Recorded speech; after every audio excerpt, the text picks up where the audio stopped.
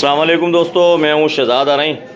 दोस्तों, झुड्डो के अंदर नागौरी ब्रदर्स की जानिब से GN sweet and bakeries food का जो है वो न्यू शॉप बनाई गई है, जिसमें आप देख सकते हैं कि ये ताज़ा जो है वो डबल रोटी है, ये छोटा पिज़्ज़ा, बड़ा पाउंड का पिज़्ज़ा, और ये माशाल्लाह बहुत ही अच्छा इनका जो है वो जायका है।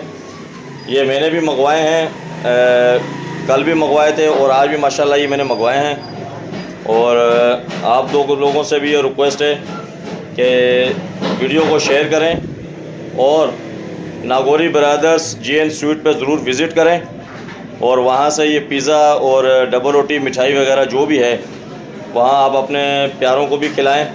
और सफाई का बेहतरीन इंतज़ाम जो है इन्होंने किया है और जायका भी बड़ा बेहतरीन है जी।